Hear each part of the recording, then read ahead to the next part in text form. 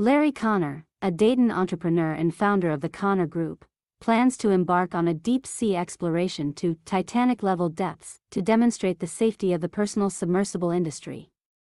This initiative follows the tragic implosion of the OceanGate vessel last year, which resulted in the deaths of 5 passengers, including OceanGate's CEO Stockton Rush.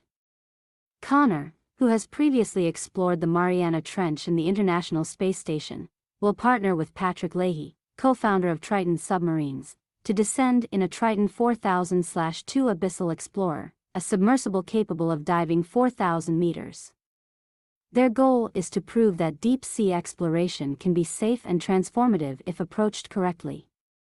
The submersible, listed at $20 million, represents a significant technological advancement, as it couldn't have been built 5 years ago.